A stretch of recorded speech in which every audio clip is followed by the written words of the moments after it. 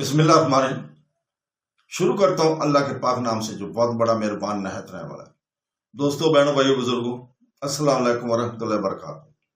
تاریخ اسلام میں اسلامی جنگجوؤں کی سیریل میں ہم طارق بن زیاد کی 19 نمبر قسط میں ہم آپ کو خوش آمدید کہتے ہیں۔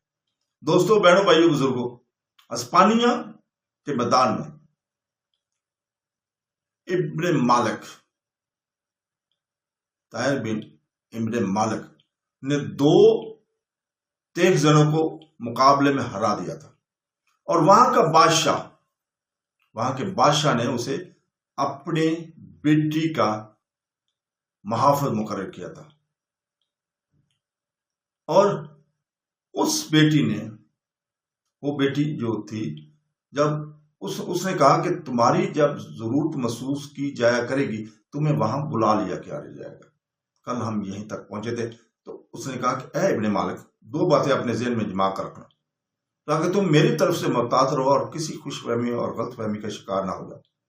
پہلی بات یہ کہ تم مسلمان ہو اور میں مسلمانوں کو سخت ناپسند کرتی ہوں، اور ان سے اس درجہ کی نفرت کرتی ہوں کہ اگر ایک طرف اسپانیہ کا کتا اور دوسری طرف کوئی بربر ہو تو میں اس بربر پر اسپانیہ کے کتے کو ترجیح دوں گی۔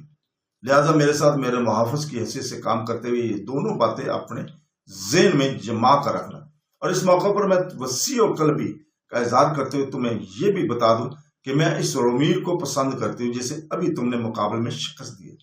میں عنقریب رومیر سے شادی کرنے کا ارادہ رکھتی ہوں، لہذا تم نے جو اس میدان میں رومیر کو شکست دی ہے وہ اسے نیچا دکھایا، تو رومیر کے خلاف تمہاری اس فتح اور کامیابی کو بھی میں نے ناپسند کیا ہے۔ حسین اکلمہ کی گفتگو سن کر اس کے باپ اور اسپانیہ کے بادشاہ اتیشہ کے چہرے پر ناپسندگی اور ناگواری کے جذبات نمودار ہو گئے تھے۔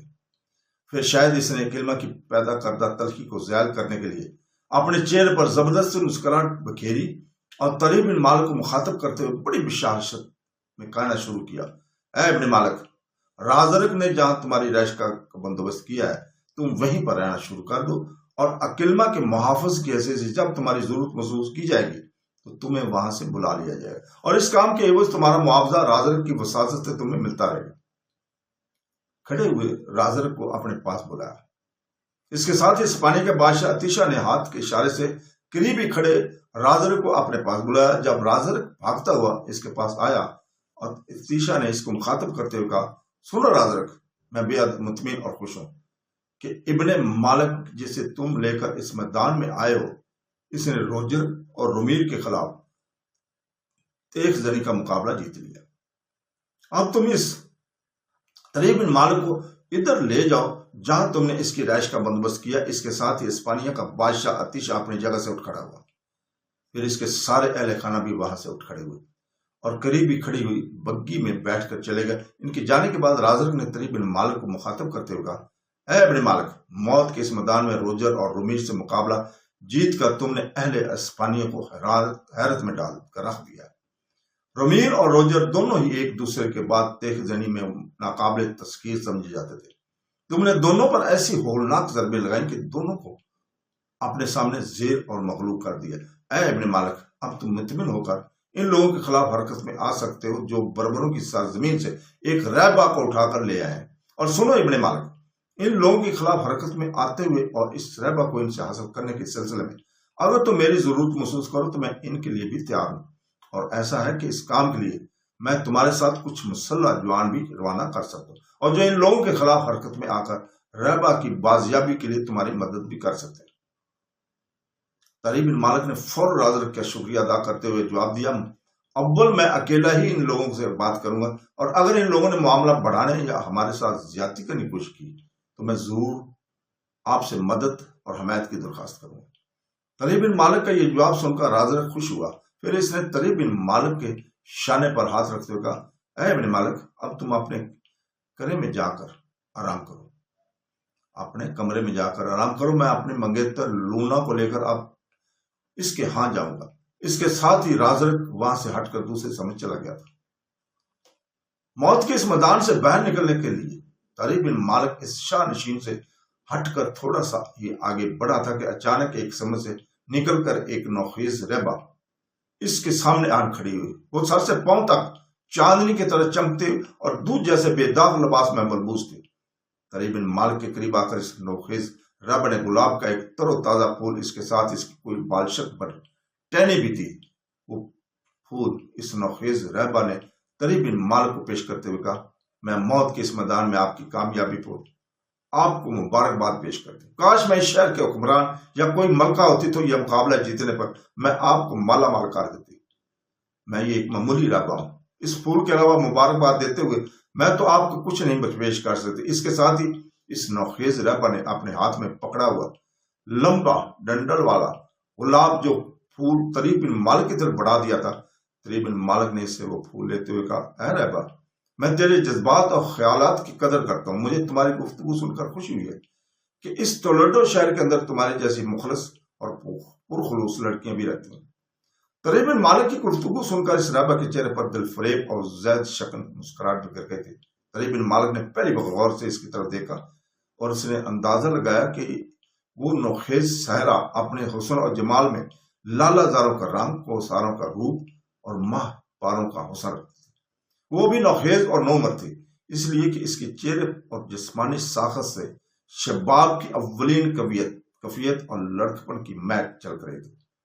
طری بن مالک یہ بھی دیکھا کہ اس کے آزاد جمال پیمانوں کے عکس اس بھرے خوابوں اور آئینہ خانہ تصور کی طرح تھے۔ اس کے چہرے کا حسن 14ویں رات کی جوان مہتاب جگماتے تبسم اور جنت کی رائیوں جیسا تھا۔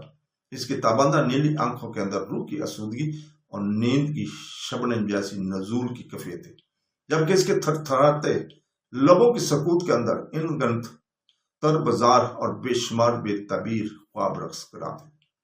تھوڑی دیر کی خاموشی کے بعد وہ نوخیز اور حسین اور نو عمر رہبر پھر طری بن مالک کو مخاطب کر کے بولی، میرا نام الیسا ہے، اور جیسا کہ میرے لباس سے ظاہر ہے کہ میں ایک رہبر ہوں، کیا میں آپ سے پوچھ سکتی ہوں کہ آپ کا پورا نام کیا ہے؟ آپ کہاں سے آئے ہیں اور اس شہر میں آپ کی رہائش کہاں ہے؟